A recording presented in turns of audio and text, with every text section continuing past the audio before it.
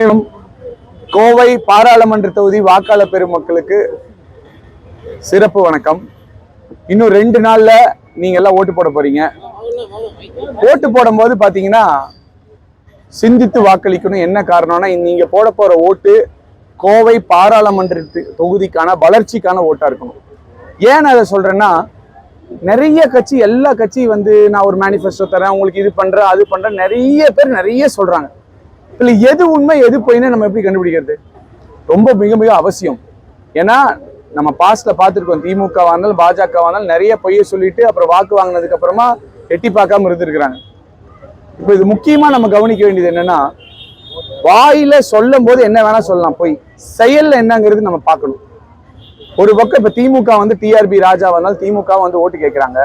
இங்க இருக்கிற சிறு குறு தொழில்கள் இங்க பீக் ஹவர் சார்ஜஸ் ஆனாலும் சரி, இபினால நிறைய பிரச்சனை இருக்குன்னு சொல்லிட்டு கடந்த 3 ஆண்டு கால ஆட்சியில திமுகல நிறைய பெட்டிஷன்ஸ் அது கொடுத்துருக்காங்க. விலைவாசி ரொம்ப அதிகமாயிருக்கு, பால் விலை, வீட்டு வரி, தண்ணி வரி, கரண்ட் பில், அதுக்கும் பெட்டிஷன்ஸ் அது இதெல்லாம் நிறைய கொடுத்துருக்காங்க. இது எதுக்குமே 3 ஆண்டு காலமாக திமுக ஆட்சியிலிருந்து எதுவுமே பண்ணல. ஆனா இன்னைக்கு என்ன சொல்றாங்க, நான் பண்ணுவேன்னு சொல்றாங்க. அப்படின்னா என்ன அர்த்தம்? சொல்லுல பொய் இருக்கு, செயல் சொல்லுல பொய் தான் இருக்கு. இப்ப செயல்ல ஏதாவது செஞ்சிருக்காங்கன்னா எதுவுமே செய்யல. இப்போ வாக்கு வேணும், எம்பி எலெக்ஷன்ல ஜெயிக்கணும் அப்படிங்கிறதுக்காக நாங்க பண்ணுவோம் அப்படின்னு சொல்றாங்க. இந்த பக்கம் பாஜக 10 வருஷம் பாஜக ஆச்சு. அது இப்ப இங்க கேண்டிடேட்டா அண்ணாமலை இருக்காரு. அண்ணாமலை அவர்கள் 3 வருஷமா தலைவரா இருக்காரு. இங்க டெக்ஸ்டைல் மில் தொழில்கள் நிறைய இருந்த இடம், நிறைய மில்லு, காமராஜர்ல 7-8 மில் இருந்தது, எல்லாமே அழிஞ்சு இப்ப நிறைய மூடிட்டு இருக்கிறாங்க. காரணம் என்னன்னா, இப்ப நூல் விலை ஒரு பிரச்சனையா இப்ப இருக்கு. நூல் விலை ஒரு கார்பரேட் மயமாக்கப்படுறது பிரச்சனைன்னு சொல்றாங்க. அது மட்டும் இல்லாம கோவை பாராளுமன்றத்துல டையிங்கு, பனியன்னு, விசைத்தறி எல்லாமே வருது, கைத்தறி வருது, பம்பு மோட்டர் எல்லாமே வருது. ஜிஎஸ்டி ஒரு மிகப்பெரிய பிரச்சனையா இருக்கு. இது ரெண்டுக்கும் அசோசியேஷனுக்கு நான் பேசும்போது அவங்க எல்லாருமே போய் இவங்களோட மத்திய அமைச்சர்கள் எல்லார்கிட்டையும் பல தடவை மனு கொடுத்தாச்சு, எதுவும் செவி சாய்க்கலன்னு சொல்றாங்க. ஆனா இன்னைக்கு அண்ணாமலை அண்ட் கோ அவங்க என்ன சொல்றாங்க, நாங்க வந்தா இதெல்லாம் பண்ணுவோம்னு சொல்றாங்க. அதுவும் பொய். ஏன்னா இவங்க தான் ஆட்சியில் இருந்தாங்க. அண்ணாமலை எத்தனையோ தடவை பாரத பிரதமர் சந்திச்சாங்க, ஏதாவது செய்யணும்னா செஞ்சிருக்கலாம். அது மட்டும் இல்ல, இங்க இருக்கிற இண்டஸ்ட்ரியலிஸ்ட் எல்லாம் நம்ம ஏடிஎம்கே காலத்துல எடப்பாடியார் சொல்லி மாண்பு எஸ்பி வேலுமணி அண்ணன் முன்னெடுப்புல ஏர்போர்ட் விரிவாக்கத்துக்காக அது எல்லாமே நிலத்தை கையகப்படுத்தி எடுத்து அடுத்த கட்டத்தை கொண்டு கொடுத்தாச்சு. இப்ப 3 வருஷம் ஆச்சு, பாஜகவும் ஒண்ணும் பண்ணல, திமுகவும் ஒண்ணும் பண்ணல. 2 பேரும் அப்படியே அமைதியா இருக்காங்க. ஆனா இப்ப கேட்டா மேனிஃபெஸ்டோல என்ன போட்டிருக்காங்க, ஏர்போர்ட் விரிவாக்கம் பண்ணுவோம்னு போட்டாங்க. இது எப்படி இருக்குன்னா, ஒருத்த பசியோட நின்றுட்டு இருக்கான், நம்ம கையில தட்டு நிறைய சோறு இருக்கு, நம்ம பாட்டுக்கு சாப்பிட்டே இருக்கோம். அவன் சாப்பாடு வேணும் சாப்பாடு வேணும்னு கேட்டே இருக்கான். தட்டு நிறைய சோத்தை வச்சு சாப்பிட்டே இருந்துட்டு கடைசியில் சோறு பூரா தீந்தோன்னா அந்த பசியோடு இருக்கணும்னு பார்த்து, என்கிட்ட சாப்பாடு மட்டும் இருந்ததுன்னு வைங்களேன், கண்டிப்பா உங்களுக்கு கொடுத்துருப்பேன், ஆனா அப்ப அவன் சாப்பாடு இல்லை அப்படின்னு சொன்ன மாதிரி இருக்கு.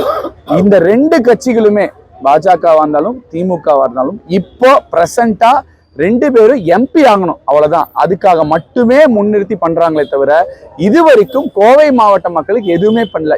ஏன் பண்ணல என்ன சொல்றேன்னா, அவங்கதான் ஆட்சியில் இருந்தாங்க. இந்த இடத்துல கைத்தறியா இருக்கட்டும், விசைத்தறியா இருக்கட்டும், சிறு குறு தொழில்களா இருக்கட்டும், டெக்ஸ்டைல் இண்டஸ்ட்ரியா இருக்கட்டும், இதெல்லாம் இப்ப அழிஞ்சு போயிருக்கு. 50% ப்ரொடக்ஷன் நிறைய இடத்துல குறைஞ்சிருக்குன்னா அதுக்கு காரணம் மோடி தான்.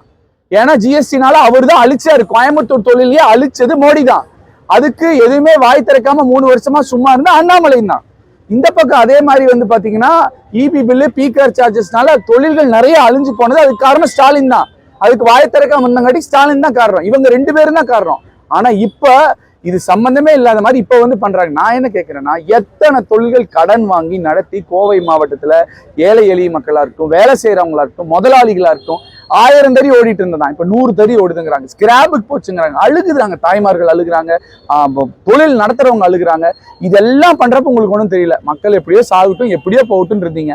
இன்னைக்கு உங்களுக்கு ஓட்டு வேணும்னா 2 பேர் இந்த திட்டம் பண்றோம், அந்த திட்டம் பண்றோம், அந்த திட்டம் பண்றோம், இந்த திட்டம் பண்றோம்னு விதவிதமா பேசுறீங்க. இதுதான் நடந்துட்டு இருக்கு, இதுதான் உண்மை. ஆனா அஇஅதிமுக அப்படி கிடையாது. இப்போ அஇஅதிமுகல தான் கடந்த 5 ஆண்டுகள் 2016-21 பயங்கரமான வளர்ச்சி. 10.5 கிலோமீட்டர் பாலமா இருக்கட்டும், உக்கடம் பாலமா இருக்கட்டும், சுங்கம் பாலமா இருக்கட்டும், பெரியாய்மலை பாலமா இருக்கட்டும், கவுண்டமலை பாலமா இருக்கட்டும், அந்த லேக்ஸ் முத்தனங்குளமா இருக்கட்டும், வாலாங்குளமா இருக்கட்டும், அது மட்டும் இல்ல ஏர்போர்ட் விரிவாக்கத்தை அடுத்த கட்டத்துக்கு கொண்டு வரணும், அத்திக்கடை அவினாசி திட்டமா இருக்கட்டும், ஆனைமலையார் நல்லாறு திட்டத்துக்கு ஒரு மிகப்பெரிய கூட்டம் போட்டு அதை அடுத்த கட்டத்துக்கு எடுத்துட்டு போறதுக்கு முன் ஒரு டிஸ்கஷன் பண்ணதா இருக்கட்டும், கூட்டம் போட்டதா இருக்கட்டும், இது எல்லாமே எடப்பாடி அவர்கள் எஸ்பி வேலுமணி அவர்கள் முன்னெடுப்புல இங்க பண்ணது. அது நாங்க ஆட்சி முடிஞ்சோன்ன இப்ப வரைக்கும் 3 வருஷத்துல நான் டைரக்டா கேட்கிறேன், கேள்வி நம்பர் 1, ஸ்டாலின், உதயநிதி ஸ்டாலின், டிஆர்பி ராஜா, நீங்க இங்க வந்திருக்கீங்களா? கோவை மாவட்ட மக்களுக்கு என்ன பண்ணிருக்கீங்க? உங்களுக்கு இங்க வந்து இன்னைக்கு ஓட்டு கேட்கறதுக்கு என்ன முகாந்திரம் இருக்கு? கேள்வி நம்பர் 2, அண்ணாமலை, ஜிஎஸ்டி பிரச்சனை எவ்வளவு இருக்கு, ஜாப் ஆர்டருக்கு இவ்வளவு இருக்கு. 3 வருஷத்துல உங்களுக்கு ஒரு 1/4 மணி நேரம் உங்க பிரதமர் மோடி கிட்ட பேசும்போது இந்த பிரச்சனையை சால்வ் பண்றதுக்கு உங்ககிட்ட இல்லையா? எதுவுமே இல்லையா? கேள்வி நம்பர் 3, இபி பிரச்சனைய ஸ்டாலினும் உதயநிதி ஸ்டாலின் இப்ப பேசிட்டு இருக்க டிஆர்பி ராஜாவும் 3 வருஷமா ஏன் ஆட்சியில் இருக்க ஒண்ணும் பண்ணல?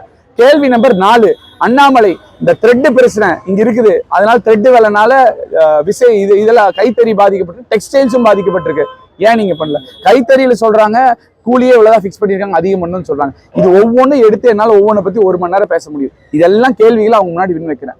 இத்தனை நாள் தூங்கிட்டு இருந்தீங்களா? அப்போ மக்கள் செத்துக்கிட்டு இருந்தப்போ, மக்கள் கஷ்டப்பட்டு இருந்தப்போ நீங்க எதுவுமே பண்ணாம சும்மா உட்காந்துட்டு 3 வருஷம் பெஞ்சு தேய்க்கிற மாதிரி இருந்துட்டு இப்ப திடீர்னு வந்து களத்துல வந்து இறங்கிட்டு நாங்க இது பண்றோம் அது பண்றோம்னு சொல்றது உங்களோட சுயநலத்திற்காக அப்படிங்கிறத நான் வன்மையா கண்டிக்கிறேன். இதுதான் உண்மை. ஏன்னா நீங்க செய்யணும்னு நினைச்சிருந்தா ஆட்சி அதிகாரம் உங்க கையில இருந்தது. மாநில அரசுக்கும் 10 நிமிஷம் தான் இருக்கும், ஸ்டாலினுக்கும் மோடிக்கும் அண்ணாமலைக்கும் 10 நிமிஷம் தான் இருக்கும். நீங்க ஒண்ணு இல்ல, போன தடவை இங்க ரோட் ஷோ வந்தீங்கல்ல மோடி, நீங்க வராம இருந்திருக்கலாம். ரோட் ஷோ வராம அந்த ரோட் ஷோ வர்றதுக்கு பதிலா நீங்க போய் அந்த ஜிஎஸ்டியை 12% இருந்து 5% குறைச்சிருந்தீங்கன்னா இங்க கணபதி இந்த ஏரியாவில் இருக்கிற ஜாப் ஆர்டர் பண்ணக்கூடிய தோழர்கள் அவங்களுக்கு எல்லாம் வாழ்வாதாரம் உயர்ந்திருக்கு. நீங்க ரோட் ஷோ வந்து உங்களுக்கு என்ன பிரயோஜனம்? இல்ல நீ இந்த 2வது தடவை இப்ப ரோட் ஷோ வந்தீங்களா, நீங்க ரோட் ஷோ வந்திருக்க வேண்டாம். அதுக்கு பதிலா அந்த நூல் விலை எவ்வளவு பிரச்சனையா இருக்கும் அதை சரி பண்ணிட்டீங்கன்னா இங்க மில்லு அது இதெல்லாம் சரியா இருக்கும். நீங்க ரோட் ஷோ வந்து என்ன பிரயோஜனம்? அதே மாதிரி இங்க வந்து பெருசா ராகுல் காந்தி வச்சு ஸ்டாலின் அவர்களும் கூட்டம் போட்டாங்களே, நீங்க கூட்டம் போட்டு எங்களுக்கு என்ன பிரயோஜனம்? இந்த இபி பீகார் சார்ஜஸ் நீங்க குறைச்சிருந்தீங்கன்னா அங்க இருக்கிற தொழில்கள் சாகாம இருந்திருக்கும். இது மாதிரி பல விஷயங்கள் அடுக்க முடியும். நீங்க கோவை நாடாளுமன்ற தொகுதியின் வாக்காளர்களா உண்மை எது பொய் எதுன்னு பகுத்தறிந்து பார்க்கணும். நாங்க அஇஅதிமுக வாயில மட்டும் சொல்றது இல்லை, ஏன்னா வாயில பொய் சொல்லலாம் யார் வேணா, செயல்ல காமிக்கணும். இத்தனை திட்டங்கள் இப்ப நாங்க பண்ணியிருக்கோம் அப்படின்னு நான் சொன்னேன். இனிமேல் என்ன பண்ண போறோம் அப்படிங்கிறது நான் சொல்றேன். அதே மாதிரி அவங்களும் என்ன பண்ணிருக்காங்கன்னு சொல்லிட்டு பண்ணாமே 100 திட்டம் சொல்றாரு அண்ணாமலை. அதுல ஒரு 2 பண்ணிட்டு 98 திட்டங்கள் நான் பண்ண போறேன்னு சொன்னாருன்னா ஏத்துக்கலாம். ஓகே, அவர் 2 பண்ணாருப்பா, 98 பண்ணுவாரு அப்படின்னு நம்பலாம். ஒண்ணுமே பண்ணாம நான் 100 விஷயம் பண்றேன்னு எப்படி நம்புறது? அதே மாதிரி இவங்களும் ஒண்ணுமே பண்ணாம இன்னும் பண்ண போறேன்னு எப்படி நம்புறது? நான் சொல்றேன், இங்க நாடாளுமன்ற உறுப்பினரா எடப்பாடியார் அவரோட ஆலோசனைப்படியும் எஸ்பி வேலுமணியனோட ஆலோசனைப்படியும் இந்த கோவை மாவட்டத்தோட நேட்டிவ் பிசினஸ், அதாவது இடம் சார்ந்த தொழில்களின் பாதுகாவலனாக நான் நிற்பேன். பாராளுமன்றத்தில் குரல் கொடுப்பேன். கைத்தறியா இருக்கட்டும், விசைத்தறியா இருக்கட்டும், பம்பு, மோட்டார், ஃபவுண்டரி, டெக்ஸ்டைலு எல்லாத்துக்கும் நான் துணை நின்று. ஏன்னா இந்த தொழில்கள் அழியக்கூடாது. இதுதாங்க கோயம்புத்தூர் தாங்க இது. இதையெல்லாம் அழிச்சிட்டீங்கன்னா அப்ப இங்க இருக்கிறவங்க வேலை வாய்ப்பு எங்க போவாங்க? வருமானம் குறையுது, விலைவாசி அதிகமாகுது, மக்கள் எங்க போவாங்க? இது நம்பர் 1. நம்பர் 2, இங்க படிக்கிற தங்கச்சிகளுக்கு இங்கேயே வேலை வாய்ப்பு உருவாக்குறதுக்கு நிறைய ஐடி கம்பெனிஸ் கண்டிப்பா நாங்க கொண்டு வருவோம். அதுக்கான வேலைகள் பண்ணுவோம். நம்பர் 3, நான் ஐடிலாம் வேலைக்கு போகலங்க, எனக்கு ஐடியா இருக்கு, நான் ஒரு ஸ்டார்ட் அப் ஸ்டார்ட் பண்ணணும், அது மூலமா ஒரு தொழில் முனைவர் ஆகணும்னு நினைச்சீங்கன்னா இன்குபேஷன் சென்டர்ஸ், அதாவது நீங்க ஆரம்பிக்கும் போது உங்களை அரவணைச்சு உங்களுக்கு ஹெல்ப் பண்ணி கைட் பண்ணி கொண்டு போறதுக்கு. ஏன்னா கோயம்புத்தூர்ல இருக்க இளைஞர்களுக்கு எவ்வளவு ஐடியா வருது, எத்தனையோ பேர் நான் மீட் பண்றேன், அவங்களாம் எங்கேயோ வரப்போகுது கோயம்புத்தூர், அவங்களெல்லாம் நம்பிதான் நான் சொல்றேன். அவங்களுக்கு ஸ்டார்ட் அப் ஹப்பா இதை மாத்தணும். இப்ப பெங்களூர் பாக்குறாங்க, அது கோயம்புத்தூர் மாத்தணும். அடுத்து வந்து பாத்தீங்கன்னா நீர் மேலாண்மைங்கிறது ரொம்ப பெரிய விஷயம். நொய்யல் வந்து புனரமைப்பு செய்யறதுக்கு 200 சில்லற கோடி அஇஅதிமுக ஆட்சியில தான் இங்க வந்து மாண்பு எடப்பாடியார் எஸ்பி வேலுமணியன் சொல்லி இங்க கொடுத்தாங்க. இப்ப மறுபடியும் நொய்யலை வந்து உயிர்ப்பிக்கணும், அதுக்கான வேலைகளை பண்ணுவோம். தண்ணி நம்ம பாட்டுக்கு போர் போட்டு நிறைய தண்ணி எடுக்கிறோம். நான் அந்த தண்ணி எப்ப திடீர்னு நின்றுச்சுன்னு என்ன பண்றது? எவ்வளவு தண்ணி எடுக்கிறது? அப்படின்னா மழை நீரை சேகரிக்கணும். அது அம்மா அவர்கள் அன்னைக்கே சொன்னாங்க, அதை முன்னெடுத்து பண்ண போறோம். அதே மாதிரி ஏன் இதெல்லாம் சொல்றேன்னா, இதெல்லாம் இப்போ வந்து பால் விலை அதிகம், இதெல்லாம் பிரச்சனை இல்லையானா இதுவும் பிரச்சனை தான். ஒரு 20 வருஷம் கழிச்சு மொபைல் போன் இல்லாம வாழ முடியும், சோறு தண்ணி இல்லாம நம்மளால வாழவே முடியாது. அப்ப இது எல்லாத்தையும் நம்ம சரி பண்ணணும். அதே மாதிரி எத்தனை மரங்கள் இருந்தது கோவையை சுத்தி, அந்த மரங்கள் எல்லாம் மீண்டும் கொண்டு வந்து ஒரு பாராளுமன்ற தொகுதி உறுப்பினரா உங்களோட வந்து பணியாற்றுவேன். அதே மாதிரி மாற்று சக்தி, சோலார், அந்த மாதிரி விஷயங்கள் நம்ம கையெடுக்கணும். இதெல்லாம் நம்ம கையெடுத்து கோவை நாடாளுமன்றம் வந்து பாத்தீங்கன்னா அது இன்னொன்னு இருக்கு. இப்ப நீங்க படிக்கிறவங்க நிறைய பேர் ஆங்கிலம் சரியா பேச தெரியுது இல்லை நம்ம இளைஞர்களுக்கு, இல்ல ஸ்கில் டெவலப்மெண்ட் பத்தாதங்காட்டி வேலை கிடைக்க மாட்டேங்குது. அதனால அவங்களுக்கு தேவையான பயிற்சிகளையும் நம்ம கொடுக்குறோம். அப்போ நம்ம 5 முனையில பாக்குறோம். ஒண்ணு, இருக்கிற தொழிலையும் காப்பாத்துறோம், படிக்கிறவங்களுக்கு பயிற்சி கொடுக்குறோம், அதுக்கப்புறம் வெளியில போக இங்கேயே வேலை வாய்ப்பு உருவாக்கி கொடுக்குறோம், அதுக்கப்புறம் வந்து பாத்தீங்கன்னா இங்க இருக்கிற என்விரான்மெண்ட் அதையெல்லாம் காப்பாற்றணும்னு நினைக்கிறோம். இந்த மாதிரி எல்லா விஷயங்களும் ஹோலிஸ்டிக்கா நம்ம பண்ண போறோம். இது நாடாளுமன்ற உறுப்பினராகி இந்தியாவிலேயே நம்பர் 1 நாடாளுமன்ற தொகுதினா கோவை நாடாளுமன்ற தொகுதியும் கொண்டு வருவேன் அப்படின்னு நான் சொல்றேன். ஏன்னா அந்த வேட்கையும் வெறியும் எனக்குள்ள இருக்கு. எங்க இயக்கம் வந்து அந்த உத்வேகத்தையும் அந்த அறிவுறுத்தலும் எனக்கு கொடுத்துருக்குறாங்க. இதைத்தான் நான் உங்க முன்னாடி முன்வைக்கிறேன். அதே மாதிரி இப்ப இன்னைக்கு சொல்லிட்டு அகைன் நீங்க என்ன கேட்கலாம், இப்ப அவங்களா சொல்லிட்டு போயிட்டாங்க நீயும் சொல்லிட்டு போயிடுவானா? இல்ல, எங்க இயக்கம் அப்படி இல்லை. நாங்க இது வரைக்கும் செஞ்சிருக்கோம். கொரோனா காலத்துல மக்கள் எல்லாரும் நினைச்சு பாருங்க, கஷ்டப்பட்டப்போ ஒவ்வொரு வீட்டுக்கு ஒரு மாதம் மளிகை சாமான கொண்டு வந்து கொடுத்தோம். நீங்க யாரும் கேட்கல, நாங்க தான் கொண்டு வந்து கொடுத்தோம். ஏன் கொண்டு வந்து கொடுத்தோம்? நீங்க கஷ்டப்படுறீங்க, சிரமப்படுறீங்கன்னு கொண்டு வந்து எல்லா வீட்டுக்கும் கட்சி பேதம் இல்லாமல் கொடுத்தோம். அதே மாதிரி தான் நானும் அந்த வழியில வந்த வேட்பாளர் தான். மொத்தமா நான் சொன்ன திட்டங்களை எல்லாத்தையும் 5 ஆண்டு திட்டம் போட்டு ஒவ்வொரு ஆண்டு ஒரு ரிவ்யூ மீட்டிங் மாதிரி வச்சு என்னென்ன பண்ண போறோம்னு சொல்லி ஒரு டிரான்ஸ்பரன்சி இருக்கும். உங்களுக்குன்னு ஒரு நம்பர் கொடுத்துருவோம். 6 தொகுதிக்கும் 6 அலுவலகங்கள் இருக்கும். நீங்க வாட்ஸ்அப் மூலமா என்னை அணுகலாம். ஒரு சாட் பாட் இருக்கும், ஆட்டோமேட்டிக்கா நீங்க அனுப்புனீங்கன்னா அதுக்கு ரிப்ளை வரும். அதை தாண்டி உங்களுக்கு டீடைல்ஸ் வேணும்னா அது வந்து சாஃப்ட்வேர் கூட கனெக்ட் ஆயிருக்கும். உங்களுக்கு ஒரு டிக்கெட் ரைஸ் ஆயிரும். உங்களோட குறை இது, உங்களோட குறை இந்த நம்பர் அப்படின்னு வந்துடும். இத்தனை நாள்ல குறை தீர்ந்தோன்னா குறை தீர்ந்துருச்சுன்னு வந்துடும். அப்ப எத்தனை நாள்ல குறை தீர்த்திருக்கோம் அப்படிங்கிறது வரும். குறைந்த நேரத்துல குறையை தீர்க்கணும்னு ஒரு பாராளுமன்ற உறுப்பினரா நாங்க எல்லாம் ஒர்க் பண்ணுவோம். அது மட்டும் இல்ல, எந்த இடத்துல எதா இருந்தாலும் நாங்க மட்டும் அஇஅதிமுக மட்டும் செய்ய போறது இல்ல. இங்க இருக்கும் இளைஞர்கள் அசோசியேஷன்ஸ் எல்லாத்தையும் கூப்பிட்டு ஒரு கமிட்டி மாதிரி ஃபார்ம் பண்ணி நான் சொன்ன நீர் மேலாண்மையா இருக்கட்டும், சோலாரா இருக்கட்டும், இல்ல ட்ரீஸ் கிரீன் கவரா இருக்கட்டும், இல்ல ஸ்கில் டெவலப்மெண்ட், இந்த மாதிரி விஷயங்களை ஒண்ணு மத்திய அரசு கிட்ட திட்டங்கள் வாங்கிட்டு வருது, இன்னொன்னு இங்க இருக்கும் கமிட்டி எல்லாம் போட்டு ஒரு மூவ்மெண்ட் மாதிரி கொண்டு போய் அனைத்து இந்திய அண்ணா திராவிட முன்னேற்ற கழகத்தின் வேட்பாளரா நான் இதை செய்ய போறேன்னு சொல்லி அனைவரும் பேர் ஆதரவு கொடுக்கணும் அப்படிங்கறத நேரத்தை சொல்லிக்கிறேன். வேற ஏதாவது கேள்வி இருந்தா கேள்வி. பிரதமர் வேட்பாளர் மக்களின் திட்டம் தாங்க. இதை வந்து எங்க மாண்புமிகு எஸ்பி வேலுமணி அவர்களோட சொல்லிட்டாங்க. யார் வேணா பிரதமரா இருக்குங்க, என்ன பிரயோஜனம்? நம்ம தமிழ்நாட்டு மக்களுக்கு, நான் கோயம்புத்தூர் எம்பிங்கனால கோயம்புத்தூர் தொகுதி பத்தி பேசுறேன். கோயம்புத்தூர் தொகுதிக்கு எம்பி தொகுதிக்கு யாரு பண்றாங்களோ அதுதான் முக்கியம். அந்த திட்டம் தான் எங்களுக்கு வந்து பிரதமர். மக்களுக்கு தேவையானதை நாங்க கொண்டு வந்து கொடுப்போம், அதுதான் முக்கியம். யாரு பிரதமர் வேட்பாளர் ஒரு கேள்வி இருக்கு. ஒருவேளை நீங்க ஜெயிச்சிட்டீங்க அப்படின்னா நீங்க யாருக்கு ஆதரவு தருவீங்க? அதாங்க நாங்க சொல்றது, எங்களுக்கு பிரதமர் வேட்பாளரே மக்களின் திட்டம் தான். யாருக்கு ஆதரவு தரணுங்கிற அவசியம் இல்லை. மக்களின் திட்டம் தான் எங்களோட பிரதமர் வேட்பாளர். அதை நோக்கி தான் நாங்க போவோம். தமிழக மக்களுக்கு நல்லது செய்யணும். அது நான் வந்து கோயம்புத்தூர் தொகுதி சார்ந்த மக்களுக்கு நல்லது செய்யணும். அதுக்காக நான் கொண்டு வருவேன் திட்டங்கள், போராடுவேன். இப்போ பிஜேபியிலிருந்து திமுக தேர்தல் வாக்குறுதிகள்லாம் கொடுத்துருக்கலாம். அதுல வந்து 500 நாட்கள்ல வந்து 100 வாக்குறுதிகள், அதுல 15 வந்து உட்கட்டமைப்பு, வேலை வாய்ப்பு, அடிப்படை வசதிகள் எல்லாமே சொல்லியிருக்காங்க. உங்களுடைய முக்கியமான வாக்குறுதி? நான் இப்ப வாக்குறுதிகள் 5 என்னங்கிறது நான் சொல்லிட்டேன் ஆல்ரெடி. அதைத்தான் இப்ப நான் சொன்னேன். அது 100 நாள் 100 வாக்குறுதி 500 நாள்ல பண்றது அப்படின்னா 20,000 புக்கு படிக்கிற மாதிரி தான். 20,000 புக்கு இது வரைக்கும் படிச்சேன்னு சொன்னால அந்த மாதிரி தான். ஏன்னா அதுல போட்டிருக்காங்க ஆனமலையார் நல்லார் திட்டம்னு ஒன்று போட்டிருக்காங்க. அது வந்து கேரள மாநில அரசுக்கும் தமிழ்நாடு மாநில அரசுக்கும் சம்பந்தப்பட்ட ஒரு விஷயம். இப்ப இந்த 2 மாநில அரசும் இன்வால்வ் ஆகணும். அதுக்கு இவங்க எப்படி பண்ண முடியும்? 2 பக்கம் இவங்க கவர்மெண்ட்ல இல்ல, 2 பக்கம் கவர்மெண்ட்ல இல்லாத ஒருத்தங்கனால என்ன பண்ண முடியும்? சும்மா சொல்லணுங்கிறக்கா என்ன வேணா சொல்லலாம்ல.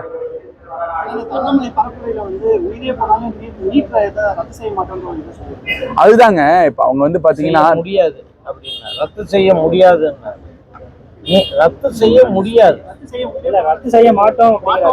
அதாங்க அவர் வந்து நான் என்ன சொல்றேன்னா, தமிழக மக்கள்களின் உணர்வுகளை என்னைக்குமே பாஜக மதிச்சதில்லை. அதனாலதான் நான் கூட்டணியிலிருந்து வெளியே வந்தோன்னு எங்க பொதுச் செயலாளரே சொல்லியிருக்கிறார் பேட்டியில. சரிங்களா? இப்போ இங்க தமிழ் சும்மா மோடி அவர்கள் வந்து இங்க வர்றப்போ ஒரு 2 திருக்குறளை தமிழ்ல பேசுறதுனாலயோ, அங்கங்க வந்து தமிழ் நல்ல மொழின்னு சொல்றதுனாலயோ எதுவும் ஆக போறது இல்லை. இங்க எங்களுக்கு என்ன பண்றீங்க? எங்களுக்கு சொல்ல வேண்டாம். அஇஅதிமுக மாதிரி செயல்ல காமிங்கன்னு தான் நான் சொல்றேன். நாங்க டெவலப்மெண்ட் கொடுத்துருக்கோம். மாறு தட்டிட்டு உங்ககிட்ட வந்து ஓட்டு கேட்கறோம், எங்களால பண்ண முடியும். இன்னொன்னு கூட சொல்றேங்க, நான் ஒரு எம்எல்ஏ கிடையாது, எம்பி கிடையாது. ஆனா சிங்கானூர் தொகுதியில நான் வரி கட்டி சேலரி வரதுல பணத்தை மாசம் செலவு பண்ணி நான் வந்து இது வரைக்கும் 25,000 குடும்பங்களுக்கு 1 லட்சம் பேருக்கு இலவச சேவை பண்ணியிருக்கேன். முன்னாள் அமைச்சரான கணபதி ராஜ்குமார் அண்ணன் அவர்கள் முன்னாள் மேயரா இருந்தவர் இன்னைக்கு அவர் செய்யலாமே, ஏன் செய்யல? இல்ல இப்ப வந்து பாஜக கரூர்ல இருந்து நின்றுட்டு வந்தாரு. கரூர் மக்களுக்கு ஏதாவது அண்ணாமலை செஞ்சிருக்காரா? இல்ல அது வேண்டாம், இங்க கோயம்புத்தூர் மக்களுக்கு ஏதாவது செஞ்சிருக்காரா? இங்க நாளைக்கு தோத்து போனாரும் அவர் கிளம்பி போயிடுவார். ஆனா நான் அப்படி கிடையாது, இங்க இருக்கிறேன், செஞ்சுட்டு இருக்கேன். அப்படின்னா இந்த எம்பி எம்எல்ஏ நீங்க ஆக்கி விட்டீங்கன்னா கண்டிப்பா இன்னும் அடுத்த கட்டத்துக்கு போய் உங்களுக்கு சேவை செய்ய. ஏன்னா எங்களோட நோக்கம், எங்க கட்சியோட நோக்கம் மக்களுக்கு சேவை செய்யறது.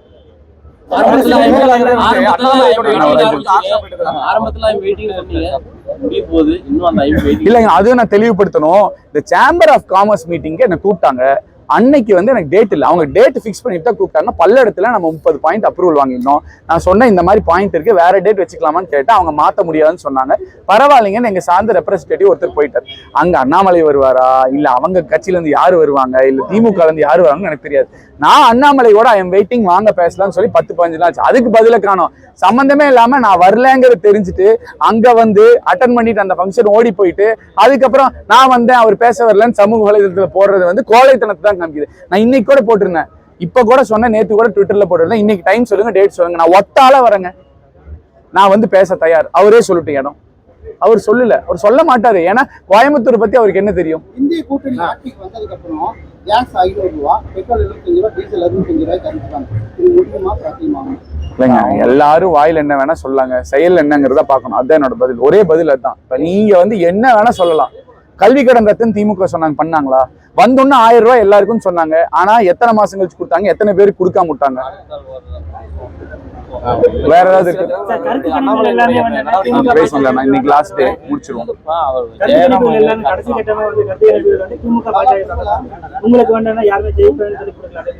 இல்லங்க, இப்ப கருத்து கணிப்பெல்லாம் வந்து அப்படி பார்த்தா கவுண்டமலை தொகுதியில எல்லா கருத்து கணிப்பு நான் சொல்றேன், நாங்க 100% தோத்துரு வந்தா போன தடவை வந்துச்சு. பேப்பர்ல வந்தது, கருத்து கணிப்பு வந்தது, டிஜிட்டல்ல வந்தது, மீடியால வந்தது, ரேடியோல வந்தது, எல்லாமே வந்துச்சு. சூப்பரா ஜெயிச்சோமே. எங்க சட்டமன்ற உறுப்பினர் கருத்து கணிப்பு எல்லாம் நாங்க நம்புறதே இல்ல. நாங்க களத்துல இருக்கிறோம், களத்தை நம்புறோம், மக்களை நம்புறோம். நான் எப்படியும் பாக்கலங்க, நான் எங்க கட்சி வேலையும் நான் ஜெயிக்கிறதே பார்த்திருக்கேன். அண்ணாமலை நடவடிக்கை நான் பார்க்கவே இல்லை. ரொம்ப நன்றிங்க, ரொம்ப நன்றி.